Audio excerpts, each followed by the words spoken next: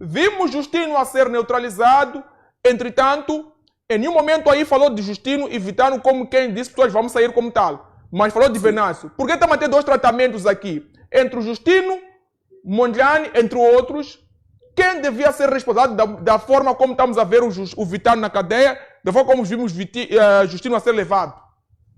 Por que da diferença de tratamento aqui entre o Venâncio e os demais? É assim, não há diferença de tratamentos. Temos que pôr isso em causa, explicar na mesa. Até agora, ninguém foi responsabilizado, ninguém foi condenado. Quer o Vitano Cingano, quer o Justino, quer a senhora logística criminosa do Venâncio, aquela financeira. E o Pronto. Justino foi algemado, colocado numa viatura em condições, diga-se de passagem, preocupantes. A questão que eu coloco é, houve o atropelo da lei ou não? Havia necessidade de tamanha força, mais de 19 agentes de unidade de intervenção rápida que entrou na sua residência e não mostrou nenhum mandato. O que significa, à luz da lei, o que podemos dizer sobre esta atuação? É assim, Bassano. Primeiro são suposições.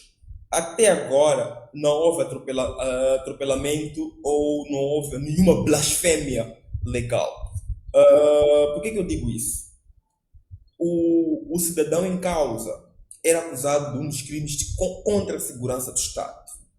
E nós não podemos não podemos neste momento fazer-nos de esquecido ou tentar padecer de alguma amnésia, enquanto não é verdade.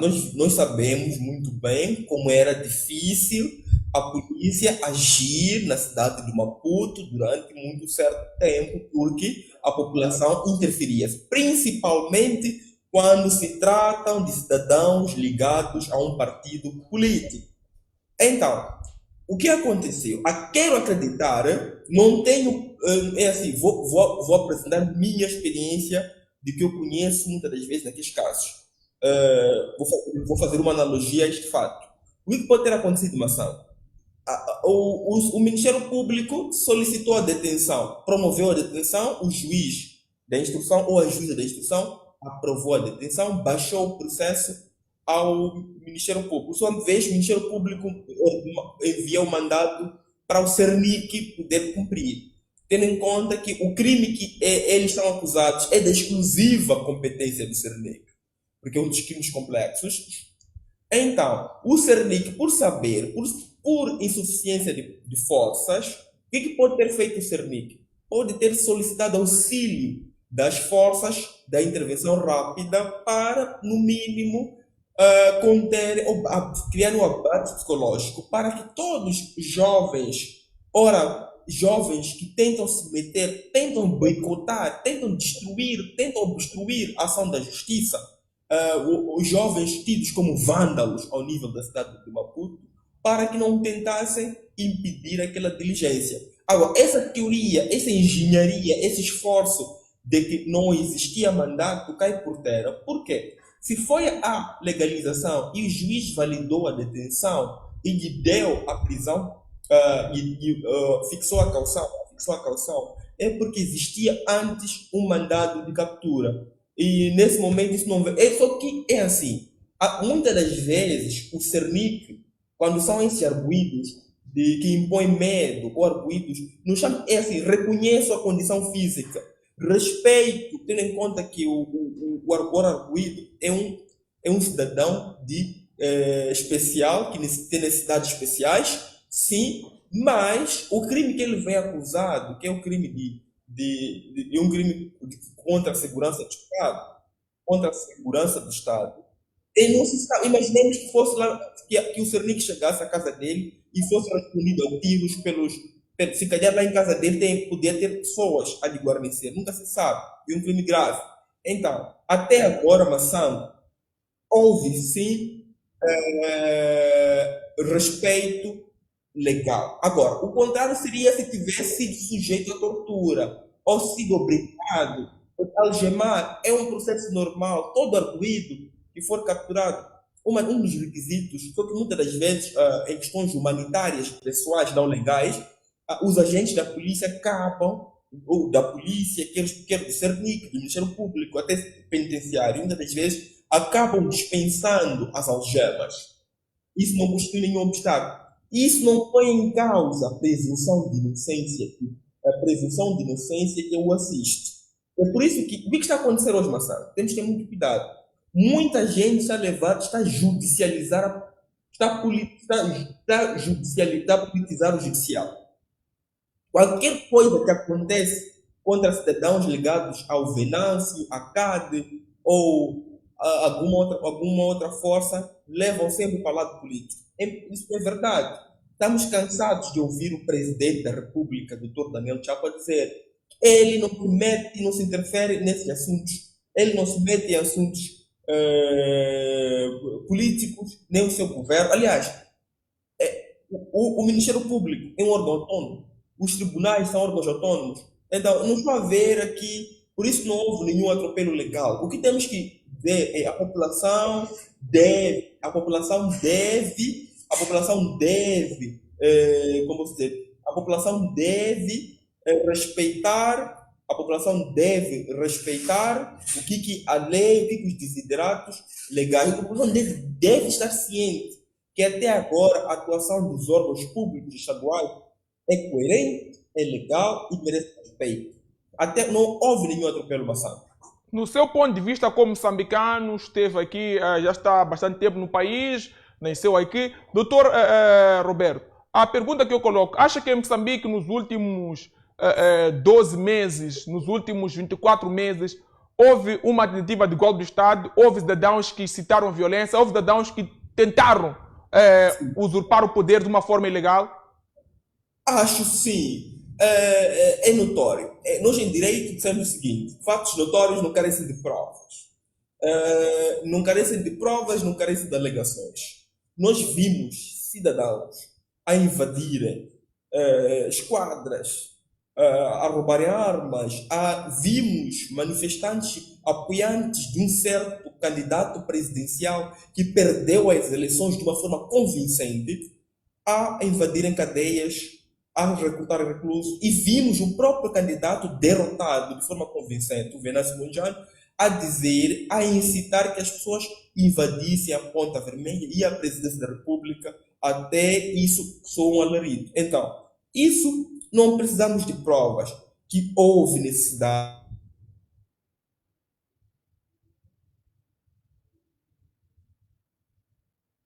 Doutor Roberto?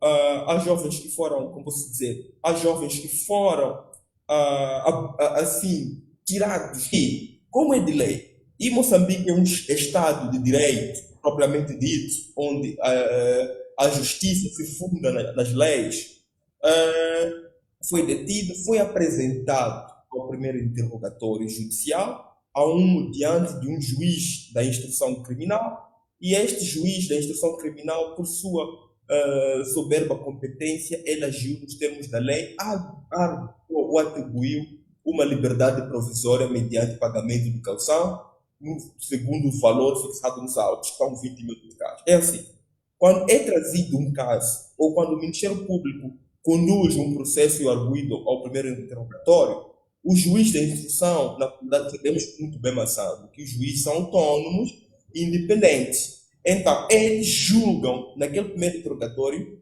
tem várias opções. A primeira opção, que é de regra, é dar liberdade provisória mediante termo de residência. Caso contrário, eles podem atribuir uma caução de acordo com as condições econômicas. Porque muitas das pessoas só discutem como que dá caução de cidadão. Segundo o magistrado judicial, achou que as condições econômicas do cidadão poderiam até suportar 20 mil. Ou poderia dar uma prisão preventiva. Ou, em outros casos, poderia aplicar uma prisão domiciliária.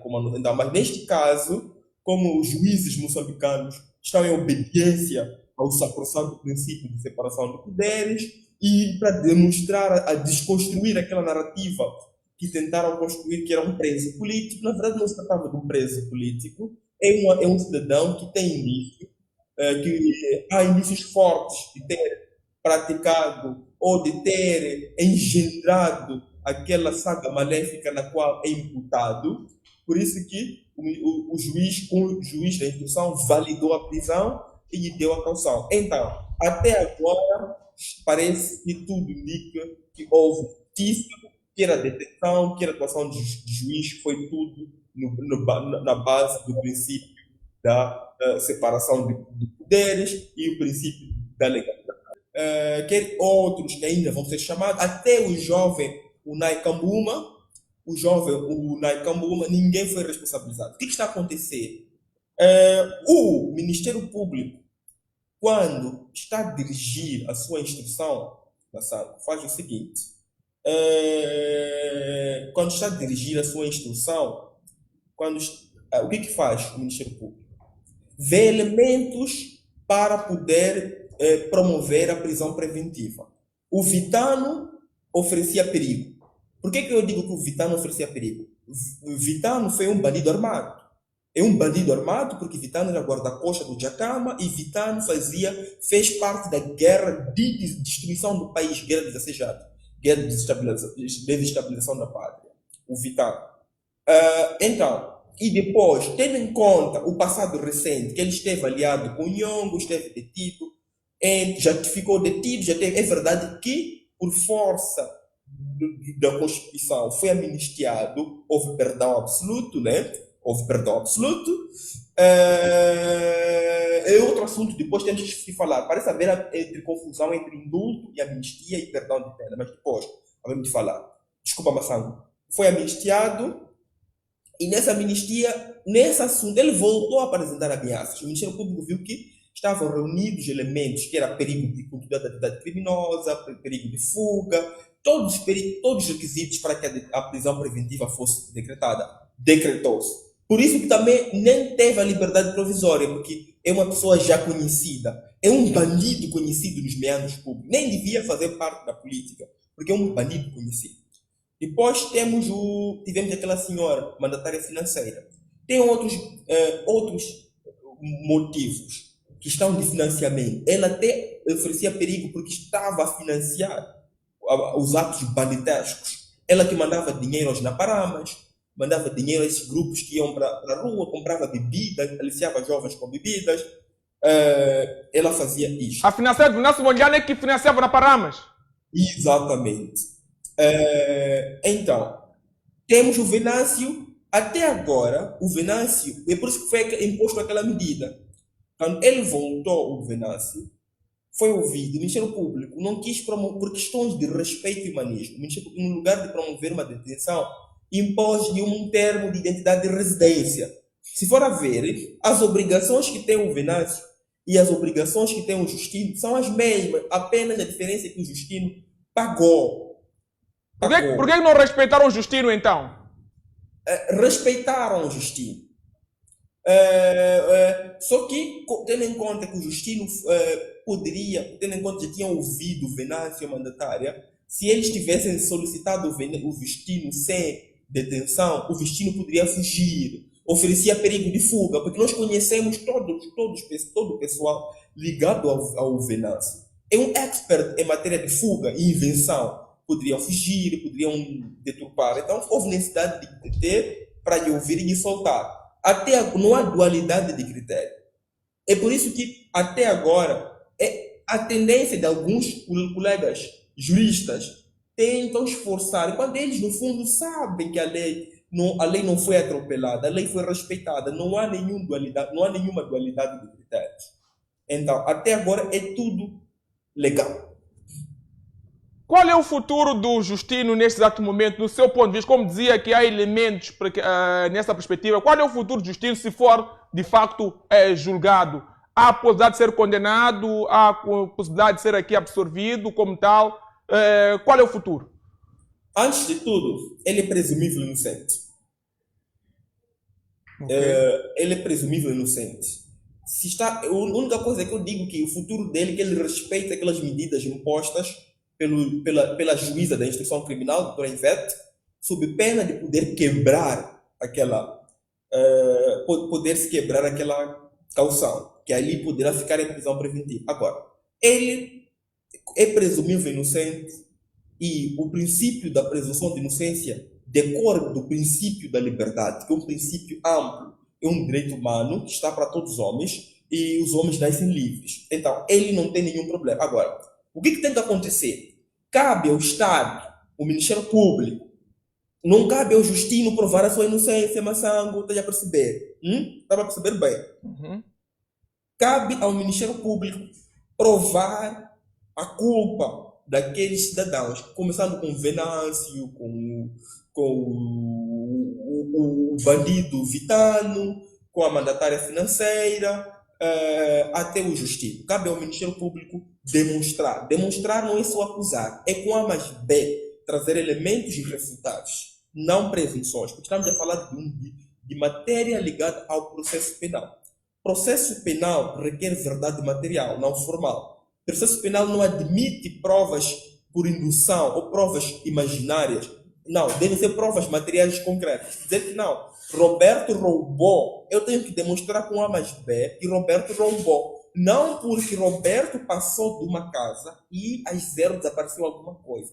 Não é isso, não. O processo penal não diz isso. Tem que demonstrar ou apanhar o tal indivíduo, encontrar o tal indivíduo com um objeto de crime, no mínimo, ou alguma coisa, ou porventura, se fala-se de agitação, de incitação à violência, no mínimo ele tenha feito uma publicação, uma mensagem, ou foi um telefonema, ou foi apanhado. Isso são os elementos. Se existir isso, o tribunal poderá condená-los. E as penas variam de 12 a 8 anos. Claro, temos várias categorias.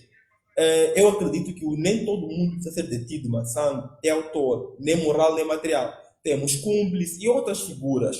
Outros poderão ser absolvidos pelo tribunal. Assim, o Ministério Público poderá abster-se de acusar. Por isso que, neste momento, o Justino, o Venâncio, como qualquer outro, eles são presumidos inocentes, podem continuar a gozar das suas vidas normalmente, porque não tem nenhuma condenação. Mas o que eles devem fazer apenas é respeitar as obrigações impostas, respeitar sempre que forem assinarem sempre que forem solicitados, não devem abusar das ações da justiça. Isso é um facto. Agora, cabe ao Ministério Público demonstrar com A mais B que eles cometeram. Isso é um facto do Estado, não deles. Muita gente tenta dizer, não é acusação. Não são eles que devem apresentar a sua culpa. É o Ministério Público que tem que ilidir essa presunção que existe, porque aquela aí chama-se a presunção de inocência, é uma presunção iuris tantum, não é iure de iure, é uma presunção ilidível, que pode ser ilidível a qualquer momento. Então, cabe ao Estado ilidir essa presunção.